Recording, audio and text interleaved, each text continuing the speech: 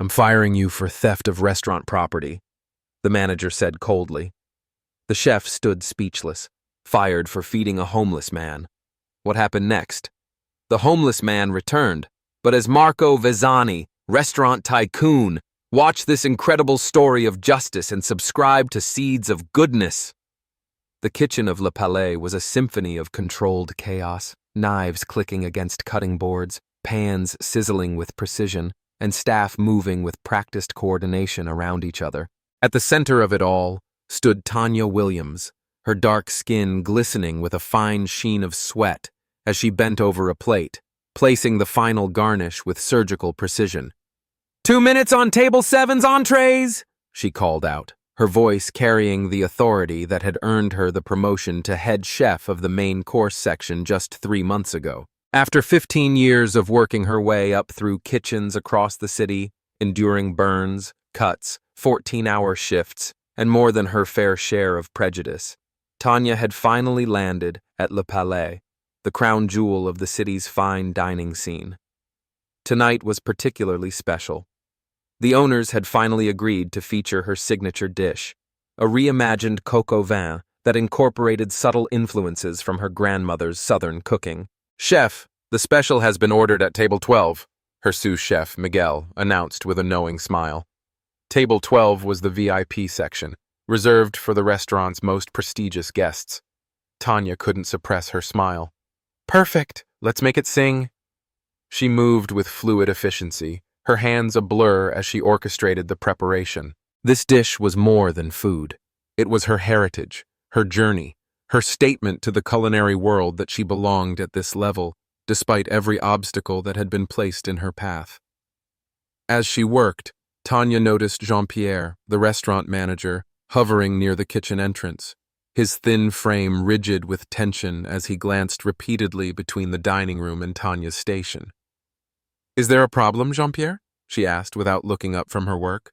"Table 12, he said, his French accent thickening as it always did when he was uncomfortable. "It's the Harrington party. Mr. Harrington owns 3 of the city's top investment firms. He's a very particular client." Tanya nodded, understanding the unspoken message. She'd dealt with particular clients before. "The dish will be perfect," she assured him. 40 minutes later, Tanya put the finishing touches on her masterpiece. The chicken, tender after hours of careful preparation, glistened with a sauce that balanced the rich depth of traditional French technique with subtle notes of smoked paprika and a whisper of cayenne, her grandmother's touch. "It's beautiful, chef," Miguel whispered, genuine admiration in his voice. Tanya nodded her thanks as Jean-Pierre approached to inspect the dish. His eyebrows raised slightly, the closest he ever came to expressing approval. "I'll deliver this personally," he said, carefully lifting the plate. Tanya wiped her hands on her apron and followed, stopping just behind the swinging doors that separated the kitchen from the dining room. From this vantage point, she could see without being seen, a habit formed from years of wanting to witness diners' first reactions to her food. Jean-Pierre approached table 12 with a flourish, where 4 men in expensive suits were deep in conversation over nearly empty glasses of wine. The centerpiece of their gathering was clearly Harrison Harrington himself, a man in his 60s with steel-gray hair and the confident posture of someone accustomed to being obeyed. "Gentlemen, I present our chef's special this evening, a reimagined coq au vin with a unique blend of traditional French technique and subtle Southern influences." As Jean-Pierre set the plate down, Harrington's expression shifted from polite interest to something harder. "Southern influences?" he asked, his voice carrying easily to where Tanya stood. "I wasn't aware French cuisine needed improving." One of his companions chuckled. "Next thing you know, they'll be putting collard greens in the bouillabaisse." "Who exactly is the chef behind this innovation?" Harrington asked, making no move to lift his fork. Jean-Pierre hesitated just long enough for Tanya to feel a familiar sinking in her stomach. "Our head chef for main courses is Tanya Williams, sir. She's highly accomplished." "Williams," Harrington interrupted, nodding as if confirming something to himself. "And this Southern influence comes from her personal background, I take it?" "Yes, sir. Chef Williams has skillfully integrated elements of her heritage into..." I think I'll pass, Harrington said, pushing the plate away without having tasted a single bite. I came to Le Palais for authentic French cuisine, not some fusion experiment. Perhaps something from your traditional menu instead? The other men at the table followed his lead, murmuring their agreement. When I pay $400 for dinner, I expect a real French chef, not someone playing cultural dress-up, one of them added with a smirk. Of course, gentlemen, Jean-Pierre said smoothly, though Tanya could see the tightness around his eyes. I'll have our traditional coq au vin prepared immediately, by our French sous-chef if you prefer. That would be more appropriate, Harrington agreed. Behind the kitchen doors, Tanya stood frozen, her hands clenched at her sides. She'd heard similar comments throughout her career. The surprise when she emerged from the kitchen to receive compliments, the questions about her qualifications, the assumptions that she must specialize in soul food. But it never stopped hurting. She pushed back through the doors, returning to her station where Miguel waited, concern etched on his face. They didn't even try it, he said quietly, having witnessed the exchange through the crack in the doors. They didn't need to, Tanya replied, keeping her voice steady with practiced control. They made their judgment before the plate hit the table. Jean-Pierre burst into the kitchen, his face flushed. Pierre, prepare the traditional coq au vin for table 12, immediately. Pierre, the junior French chef who had been with the restaurant for only 6 months, nodded and began gathering ingredients. What happens to my dish? Tanya asked, already knowing the answer. Jean-Pierre wouldn't meet her eyes. Standard procedure for rejected meals. Standard procedure meant the trash. Hours of preparation, the finest ingredients, her heart and soul poured into each element, all destined for the garbage because a man hadn't been able to see past her skin color to the art she had created.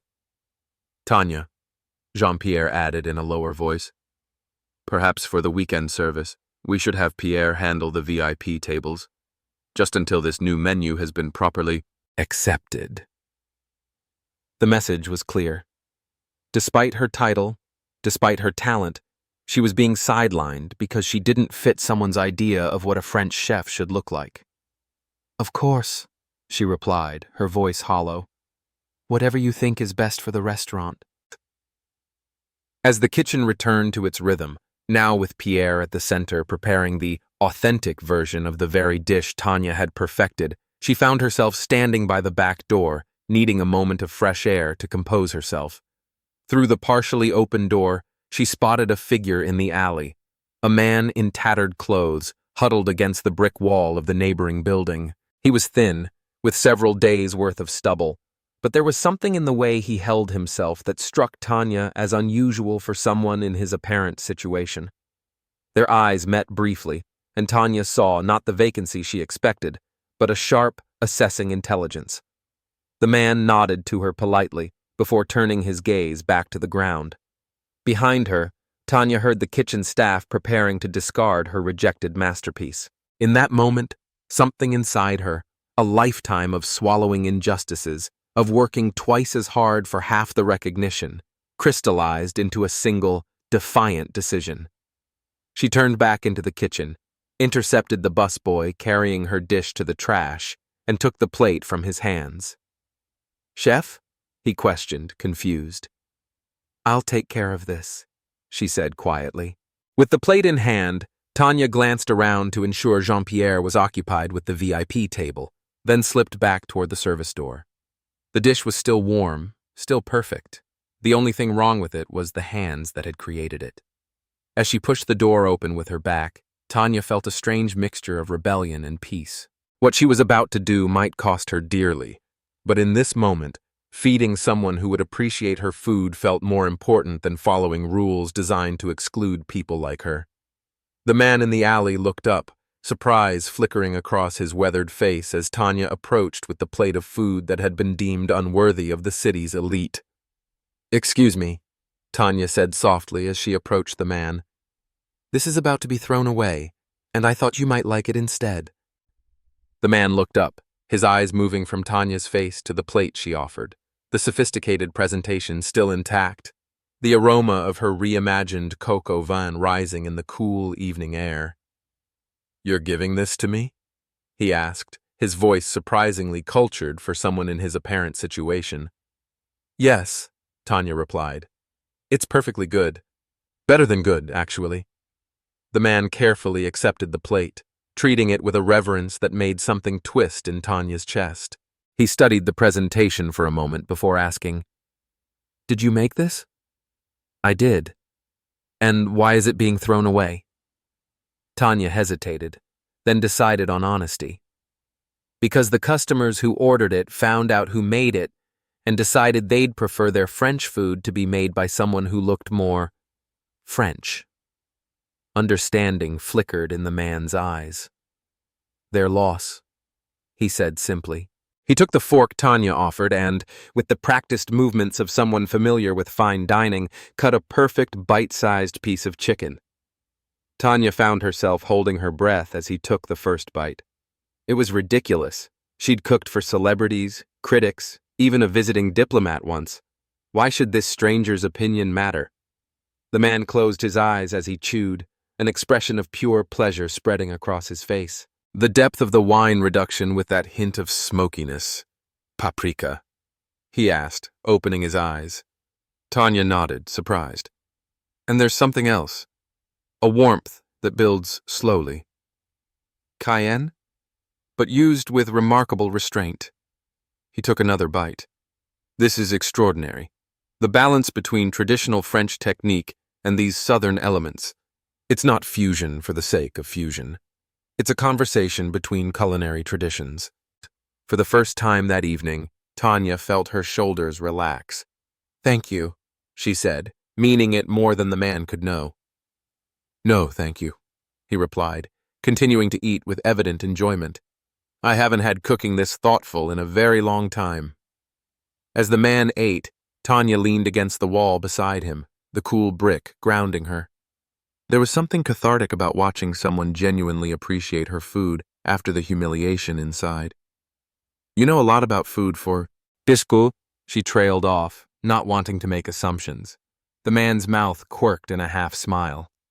"For someone eating in an alley?" he finished for her. "Let's just say I've spent time on both sides of the kitchen door."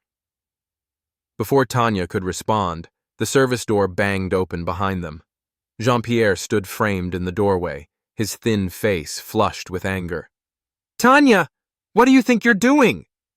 She straightened immediately, years of kitchen hierarchy kicking in instinctively.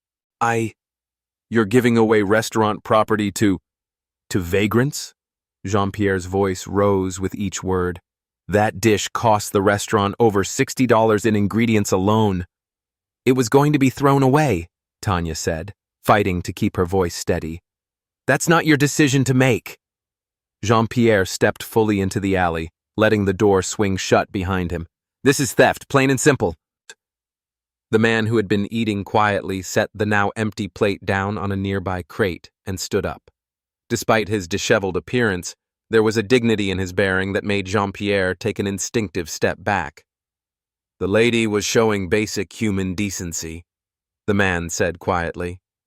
"Something your restaurant could use more of, from what I've gathered." Jean-Pierre's nostrils flared. "This doesn't concern you, and I'll thank you to leave restaurant property immediately." He turned back to Tanya. "As for you, this is the final straw. Your experimentations with the menu, your attitude." "My attitude?" Tanya echoed in disbelief. "Don't interrupt me. The owners have expressed concerns about your fit with Le Palais' image, and this incident confirms those concerns. You're terminated, effective immediately. Return your keys and collect your personal items. Security will escort you out." The words hit Tanya like physical blows. 15 years in the industry, 3 months of finally having the title she'd worked toward, all gone because she'd refused to let good food go to waste, refused to accept the casual racism that had defined her entire career. "You're firing me for feeding someone?" she asked, her voice barely above a whisper. "I'm firing you for theft of restaurant property and for conduct unbecoming of a Le Palais chef," Jean-Pierre replied coldly. "The fact that you don't understand the difference speaks volumes." The man in tattered clothes stood silent throughout this exchange, his expression unreadable. As Jean-Pierre turned to go back inside, the man picked up the empty plate and extended it toward the manager. "Thank you for the meal," he said with exaggerated politeness. "It was exceptional. The chef should be commended." Jean-Pierre snatched the plate without acknowledging the comment. "You have 30 minutes to clear out your station," he told Tanya before disappearing back inside. For a moment, Tanya stood frozen, the reality of what had just happened washing over her in waves. Fired. After all her work, her sacrifices, her determination to prove herself in an industry that had never wanted her to succeed. "I'm sorry," the man said softly. "That was never my intention." Tanya shook her head. "It's not your fault. This was coming one way or another." She straightened her shoulders. "I should go clean out my station." "May I ask your name?" the man said as she reached for the door. "Tanya. Tanya Williams." "Thank you for the meal, Chef Williams. It won't be forgotten." Something in his tone made Tanya pause, but she had more pressing concerns. She nodded once, before slipping back into the kitchen that was no longer hers. Inside, the atmosphere had changed. Word had clearly spread, and the staff moved around her with awkward sidelong glances, some sympathetic, others carefully neutral. Miguel approached as she began emptying her knife roll. "This is wrong," he said quietly. "Everyone knows it's wrong." Tanya managed a tight smile. "And yet here we are. What will you do?" It was a question Tanya had been asking herself since Jean-Pierre's pronouncement. At 38, starting over yet again seemed exhausting. But what choice did she have? "I've got some savings," she said with forced optimism. "Enough to get by while I look for something new." Miguel looked like he wanted to say more, but Pierre called him back to the line. The dinner service continued around Tanya as she methodically packed her possessions, her knives, her notebooks filled with recipe ideas, the small framed photo of her grandmother that had accompanied her through every kitchen. Security arrived, Paolo from the front entrance, looking deeply uncomfortable with his assignment. "I'm supposed to, escort you out when you're ready," he said, unable to meet her eyes. "Almost done," Tanya replied, keeping her voice professional despite the humiliation burning in her chest. As she was closing her bag, a commotion erupted from the dining room. Raised voices, the sound of a chair scraping back forcefully. The kitchen staff paused, looking toward the swinging doors in confusion. Jean-Pierre burst through them, his face now ashen rather than flushed. "Where is Chef Williams?" he demanded, scanning the kitchen frantically. Tanya stepped forward, bag in hand. "I'm right here. I'm leaving, as instructed." "No, that is—" Jean-Pierre seemed uncharacteristically flustered. "Your presence is requested, in the dining room." "My presence?" Tanya repeated incredulously. "You just fired me." "There's been a— situation has changed. Please, Chef Williams." The please sounded like it physically pained him to say. Confused, but curious, Tanya set down her bag and followed Jean-Pierre through the swinging doors, conscious of her wrinkled chef's coat and the eyes of the entire kitchen staff following her. The dining room of Le Palais was a study in understated luxury. Cream-colored linens, delicate crystal, soft lighting designed to flatter both the food and the diners. As Tanya emerged, she immediately noticed that something was off. The typical soft murmur of conversation had been replaced by a tense silence. Every diner sat unnaturally still, attention focused on a confrontation unfolding at the center of the room. There, standing with the easy confidence of someone who owned the space, was the man from the alley. Except he was transformed. Gone were the tattered clothes and disheveled appearance. Instead, he wore an impeccably tailored charcoal suit that Tanya suspected cost more than 3 months of her salary. His face, now clean-shaven, revealed strong features and the kind of tan that came from vacationing on private yachts rather than living on the streets. Across from him stood Harrison Harrington and his party, their earlier arrogance replaced by what Tanya could only describe as contained panic. "Ah, Chef Williams," the man said, his cultured voice now matching his appearance. "Thank you for joining us. I was just having a fascinating conversation with these gentlemen about the merits of being open to culinary innovation.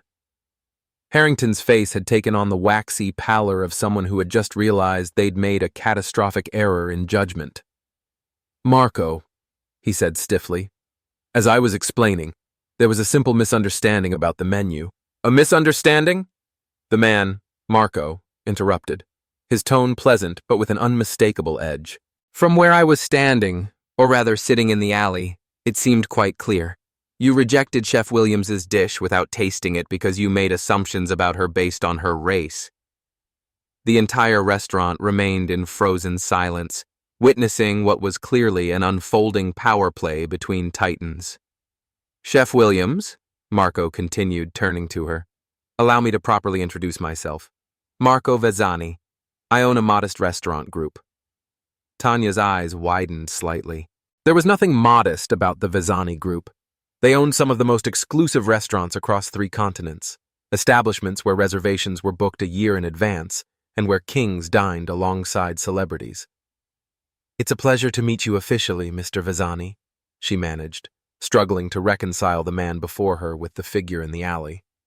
"The pleasure is mine," Marco replied with a genuine smile, "particularly after experiencing your remarkable coq au vin fusion, a dish that these gentlemen," he gestured to Harrington's table, "deemed unworthy without so much as a taste." Harrington cleared his throat. "Marco, had we known of your interest, had you known I was watching, you would have behaved differently?" Marco finished for him, his smile never wavering. "How fascinating. I've always believed that character is revealed by how we treat those from whom we need nothing." He turned back to Tanya. "Which brings me to the purpose of this conversation. I understand you're no longer employed by Le Palais?" Tanya glanced at Jean-Pierre, who now looked like he might be physically ill. "That appears to be the case, yes." "Excellent timing," Marco said. "I find myself in need of an executive chef with both technical excellence and creative vision for my newest venture. Based on what I tasted tonight, you would be perfect for the position. At twice your current salary, of course." The room seemed to tilt slightly beneath Tanya's feet. "Mr. Vezzani, Before you answer," Marco continued smoothly, "I believe there are some matters to be addressed." He turned to Jean-Pierre. "First, I believe Chef Williams is owed an apology for her termination, which was clearly unjustified." Jean-Pierre swallowed visibly. "Of course, Chef Williams, I spoke hastily. Your position at Le Palais remains open if you wish to return." Marco raised an eyebrow. "And I apologize for not supporting your culinary vision," Jean-Pierre added, the words clearly extracted under duress. "Better," Marco said before turning to Harrington's table. "Gentlemen, I believe you also have something to say to the chef whose dish you rejected sight unseen." The power dynamics in the room were unmistakable. Whatever relationship existed between Marco Vezzani and Harrison Harrington, it was clear who held the upper hand. Harrington, his face now flushed with embarrassment rather than entitlement, rose from his chair. "Chef Williams, I behaved inexcusably. My comments were inappropriate and prejudiced. I apologize unreservedly." One by one, the other men at the table offered similar apologies, each sounding more genuine than the last as they realized the depth of their misstep. Throughout this extraordinary scene, Tanya stood with the poise that 15 years in professional kitchens had instilled in her, even as her mind raced to process the dramatic reversal of her fortunes. Less than an hour ago, she had been fired for showing basic human decency. Now, the most powerful restaurateur in the world was offering her a position that chefs worked their entire careers to attain. Marco turned to her with a genuine smile. "Now, Chef Williams, shall we discuss your future?" The private dining room of Le Palais felt like neutral territory, a quiet space away from the spectacle that had unfolded in the main dining area. Marco Vezzani sat across from Tanya, his posture relaxed but his gaze intense as he studied her. "You're wondering why I was dressed as a homeless man in the alley behind a 5-star restaurant," he said, a hint of amusement in his voice. Tanya, who had been carefully considering how to ask that very question, nodded. "The thought had crossed my mind." Marco leaned back in his chair, his fingers lightly tapping the pristine tablecloth. I've found that the best way to evaluate a restaurant isn't through its Michelin stars or critics' reviews, but by observing what happens when no one thinks they're being watched. So you were, what, undercover? In a manner of speaking. Marco's expression grew more serious. The Vezzani Group is opening a new concept restaurant in this city. I've been researching the local culinary scene, looking for the right talent and, just as importantly, the right character. Tanya processed this information. And dressing as a homeless man helps you judge character? Precisely. Marco nodded, pleased she'd understood. In my experience, how kitchen staff treat those they perceive to have no power reveals far more than any interview. I've been visiting the city's top restaurants this way for the past 2 weeks.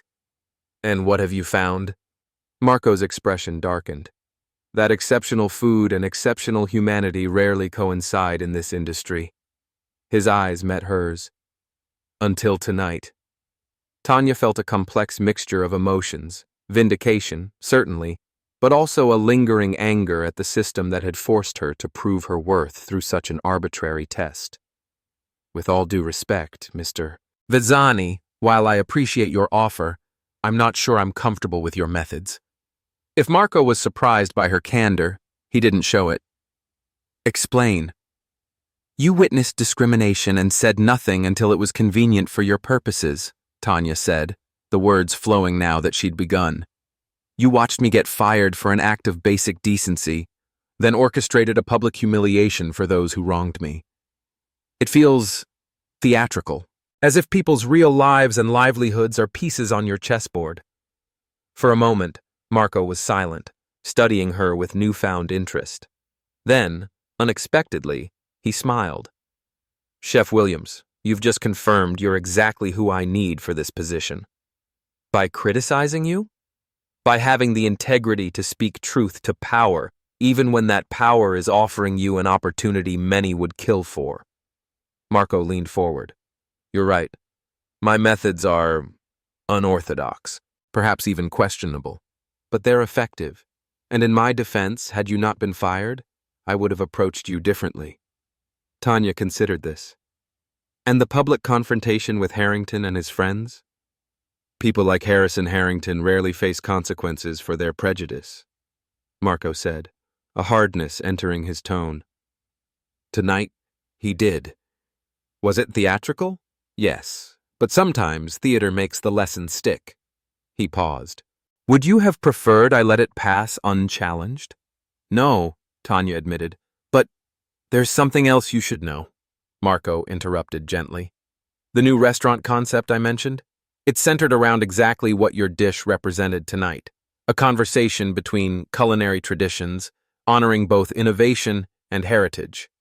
He reached into his jacket and pulled out a slim folder, which he slid across the table.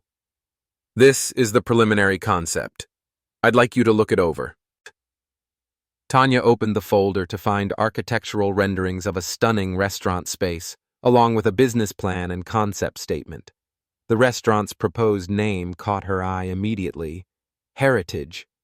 The vision, Marco continued as she skimmed the documents, is to create a space that celebrates how immigrants have shaped American cuisine, where traditional techniques meet new influences, creating something greater than the sum of its parts. He watched her reaction carefully. Each dish tells a story of cultural exchange and personal journey. As Tanya read further, she felt a growing sense of alignment with the vision outlined in these pages. This wasn't just another high-end restaurant. It was a statement about the very issues she'd been fighting her entire career. You developed this concept before meeting me, she said, looking up from the papers. Yes. Finding the right chef to execute it was proving challenging. Most chefs with the technical skills lacked the personal connection to the concept. Others had the passion, but not the technical foundation. Marco smiled. And then I tasted your coq au vin, and I knew I'd found both in one person. Tanya closed the folder, her mind racing. The salary you mentioned? Twice what I was making here? To start, Marco confirmed. Plus a percentage of profits once the restaurant establishes itself. Full creative control of the menu, your own team to build as you see fit. He paused. And your name alongside mine on the door, if you wish it. The offer was beyond generous. It was transformative. Yet Tanya hesitated, something still bothering her. Why go to these lengths? Dressing as a homeless man, orchestrating that scene out there? There are simpler ways to recruit a chef. Marco was quiet for a moment, as if deciding how much to share. My father was an immigrant dishwasher who worked his way up to owning a small Italian restaurant in Brooklyn, he finally said. He had more talent in his little finger than most executive chefs I've met, but he never received recognition because he had the wrong accent, the wrong background. His eyes met Tanya's. I built my restaurant empire with his recipes, his techniques, his passion. But the world only accepted them when they came from me, with my business degree and my perfect English. The understanding dawned on Tanya. So this is personal for you. As personal as your grandmother's cayenne pepper in that coq au vin, Marco confirmed with a small smile. I can't change the entire industry overnight, but I can create spaces where talent is recognized regardless of its packaging. Heritage is meant to be that kind of space. For the first time since the chaotic events of the evening began, Tanya felt herself truly relax. There was an authenticity to Marco's story that resonated with her own experiences. When would you want me to start? She asked. The restaurant opens in 3 months. I'd want you involved immediately in finalizing the design of the kitchen, developing the menu, hiring staff. Marco tilted his head. But before you accept, I should warn you. This won't be easy. There will be critics who say you're only there because of your race, because I wanted diversity. Others who'll claim you can't possibly understand real French or Italian or whatever cuisine they consider sacred. So, Tuesday in any kitchen I've ever worked in, Tanya replied dryly. Marco laughed, a genuine sound that transformed his serious face. I suppose so. But at Heritage, you'll have something you didn't have before. What's that? Unequivocal support from the top. When someone questions your right to reinterpret a classical dish, they'll be questioning me too. He extended his hand across the table. So, Chef Williams, shall we change the culinary landscape of this city together? Tanya looked at the offered hand, considering all that had transpired in the last few hours. She thought about her grandmother, who had taught her to cook with love, even when the world gave you reasons for bitterness. She thought about all the kitchens where she'd bitten her tongue, worked twice as hard, accepted half the credit. Then she reached out and grasped Marco's hand firmly. Yes, but with one condition. Name it. I want to bring Miguel, my sous chef from here. He's talented, loyal, and he was the only one who stood up for me tonight. Marco nodded without hesitation. Done. Anyone else? Tanya thought for a moment, then smiled. Let's give Pierre a chance to apply too. It might be educational for him to interview with a black executive chef. Marco's eyes glinted with appreciation for the subtle revenge. I like how you think, Chef Williams. As they stood to leave the private dining room, Tanya felt a weight lifting that she hadn't even realized she'd been carrying. The constant pressure to prove herself, to justify her place in spaces that weren't designed for people like her. One more thing, Marco said as he held the door for her.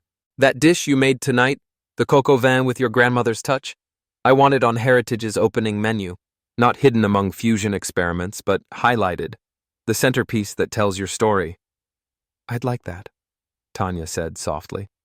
When they emerged into the main dining area, the restaurant had returned to its normal rhythm, though Tanya noted that Harrington's table was now empty. Jean-Pierre approached cautiously, his expression carefully neutral. Chef Williams, Mr. Vezzani, is there anything else you require this evening? Marco looked to Tanya, deferring to her with a slight nod. Tanya considered the man who had fired her less than an hour ago, who had consistently undermined her authority in the kitchen, who had never once stood up for her against discriminatory customers. She could demand his job, and based on Marco's demeanor, she would get it. Instead, she simply said, I'll be back tomorrow to properly transition my station to whoever takes over. My team deserves that respect. Jean-Pierre's relief was palpable. Of course. Thank you. And Jean-Pierre? Tanya added as they turned to leave. You might want to reconsider your policy on rejected meals. A lot of people go hungry in this city while perfectly good food goes into the trash.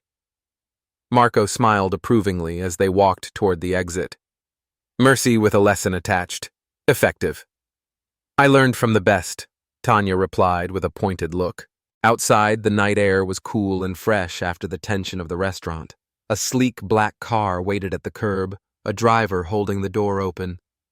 Before getting in, Tanya paused, looking back at Le Palais, the restaurant she had fought so hard to join, only to discover it wasn't worthy of her talent. Having second thoughts? Marco asked, observing her hesitation. Tanya shook her head. Just saying goodbye to who I was this morning. The chef who thought she needed their validation. And who are you now? Tanya smiled, a full, confident expression that lit up her face. I'm the executive chef of Heritage, where we honor where we've been and where we're going, where every dish tells a story. I'll drink to that, Marco said, as they settled into the car. First stop, Chef William's apartment to celebrate. Then tomorrow, we begin building something that matters. As the car pulled away from the curb, Tanya gazed out the window at the city lights. She thought about the meandering path that had led her here, the struggles, the setbacks, the moments of doubt. How strange that her career's lowest moment had transformed in an instant into its greatest opportunity. Her grandmother had always told her that food made with love would find its way to the people who needed it. Tonight, a dish born from love and heritage had found its way to exactly the right person at exactly the right moment. Some might call it luck. Tanya preferred to think of it as justice, delayed but ultimately served as perfectly as the meal that had changed everything.